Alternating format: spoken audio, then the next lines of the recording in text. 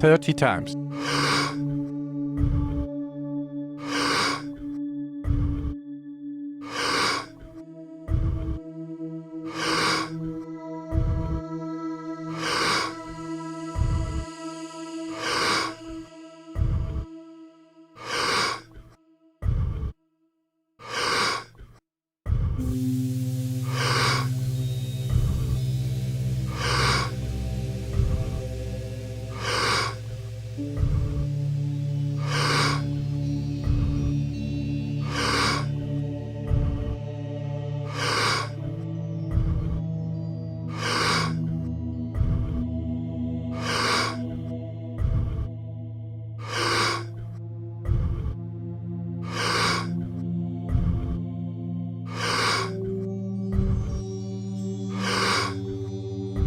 Ten times more.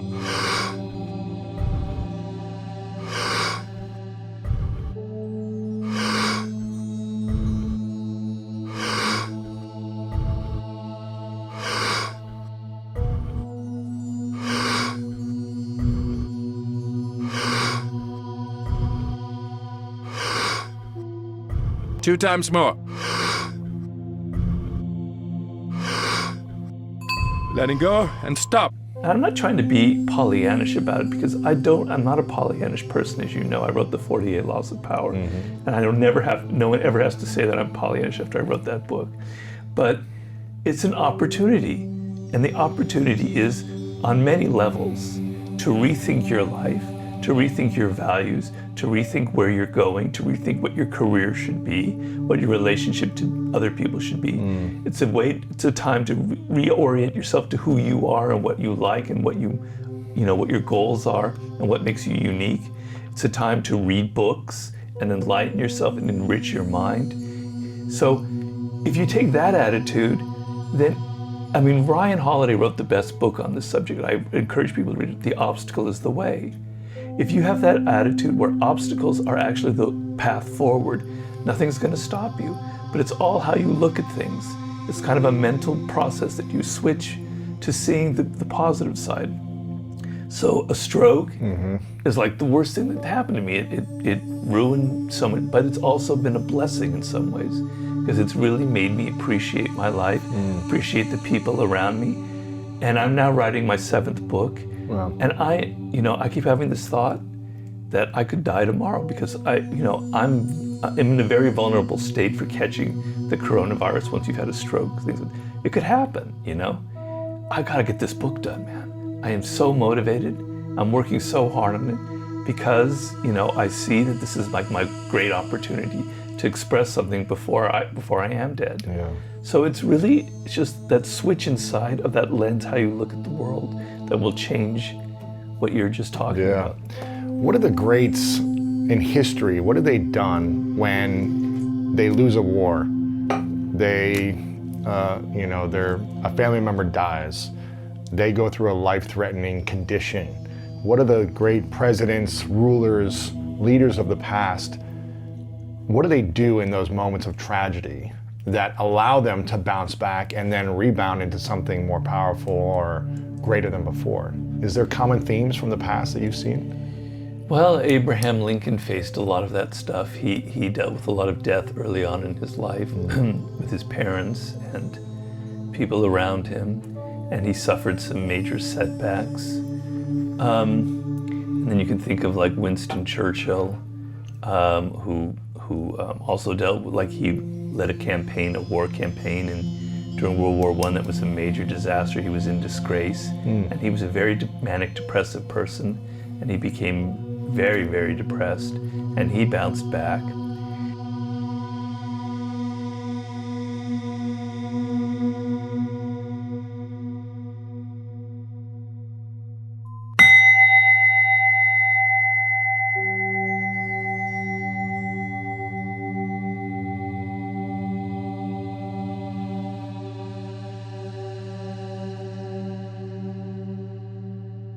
Thirty times.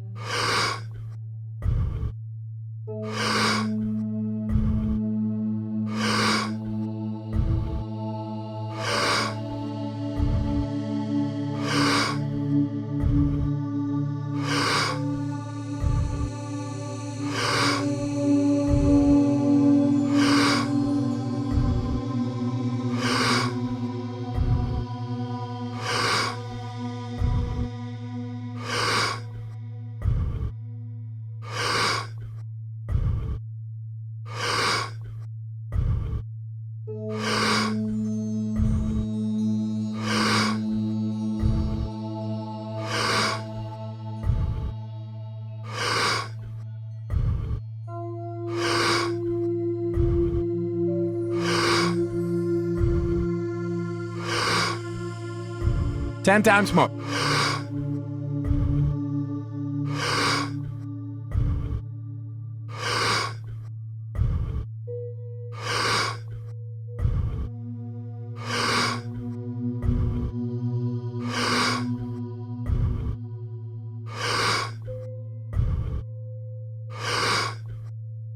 Two times more. Letting go and stop. A lot of it is getting back to your attitude and towards thinking a particular way. So defeat and failure is the greatest thing that could ever happen to you. To say it again? Defeat or failure is the greatest thing that could ever happen to you. Why? Because when you're successful, you tend to not learn anything. You think, wow, my book, my business got so much, did so well. I've got the Midas touch. Anything I do is going to be great. And look, I've got all these people around me, these sycophants saying, Robert, you're wonderful, you're great. I love what you did, your book's fantastic, etc., etc. And slowly, I don't learn anything. And then my next project is a disaster because I've become grandiose, because I'm not really moored in reality. Failure teaches you your limits. It makes you realize what you did wrong. It shows you what you could do differently, you know? So making a personal example, because it's always easier for me to do that, I did a book with 50 Cent called The 50th Law. And the first iteration of that book I wrote, and I've never had this happen before. People weren't really liking it. And then the editor, the publisher, dropped the whole project. And I was facing a major disgrace. 50 was going to lose faith in me. I lost a project. And it was a big blow to my ego. And we all have egos.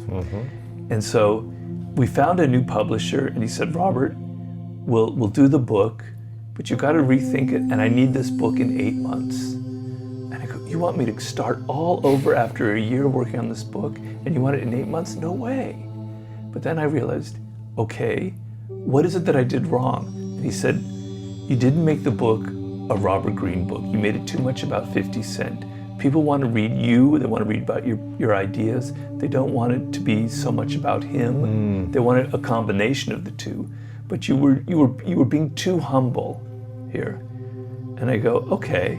And I listened to him, and I wrote the next book, and it took me, I worked like a fiend, and I got it done in 8 months. And I took every lesson to heart about how I can fail. And it taught me very valuable lessons about the books that I write, and how I need to have faith in my style and my ideas, and not worry that if I'm working with a celebrity that I have to give him all the attention. Right. Failure taught me this, and success didn't teach me anything.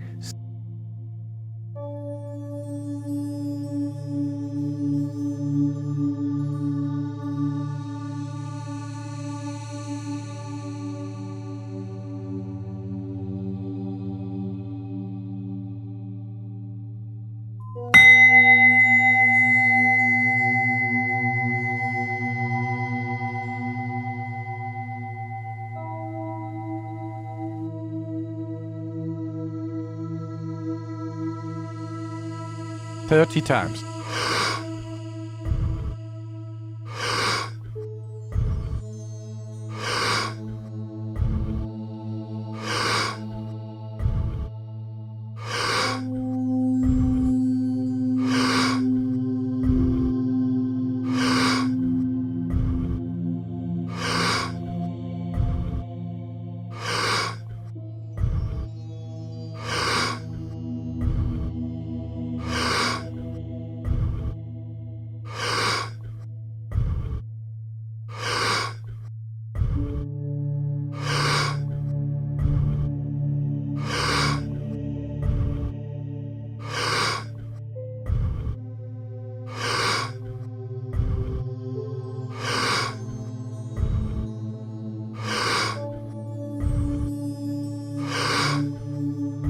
Ten times more.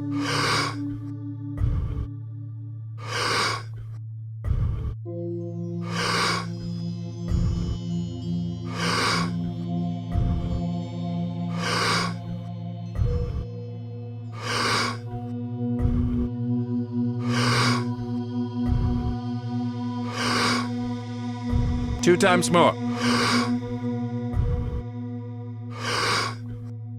Letting go and stop. So failure or defeat, great generals in battle, that's what they would learn. But the greatest general in history, I believe, was Napoleon Bonaparte. And Napoleon Bonaparte had 10 years of the greatest success anyone has ever had in military history, from 1796 to 1806. He was on the top of the world. He crowned himself emperor. And then he had 8 years or 10 years of the most abysmal failures. It's because it all went to his head. He lost touch with who he was. He lost touch with his own military strategies that were grounded in success. He became too conservative. That's the other thing that success will do. It'll make you conservative. It will make you think you have to hold on to what you've done and keep repeating it. And the world, success and great things happen by being not conservative, by being open with your ideas and challenging yourself and always trying something new and being willing to change. So that's, I think, the lessons there. What would you say are 3 questions we should ask ourselves when we face some type of tragedy, some type of big loss, failure, near-death experience, breakup? What do you think? You said you started becoming introspective and asking yourself and changing your attitude. What 3 questions should we ask ourselves? Well, I don't know if I can get to 3, but I'll start with 1. The first one is, could it have been worse? Could it have been worse? Yeah. It could have been worse, or well, you're asking me for questions. Yeah. Could it have been worse? Yeah. I mean, let's say, I broke up with a girlfriend and she had very embarrassing pictures of me and she posted them all over the internet. Well, thank God that didn't happen. Or I could have died. That's always the last one you always say. Could have been worse. I could be dead, right? As long as you have your body and your mind together, you can recover. I tell people, and you can recover from the worst possible disaster, even public humiliation, you can recover from, because fortunately nowadays people have short memories and they'll always remember your last success.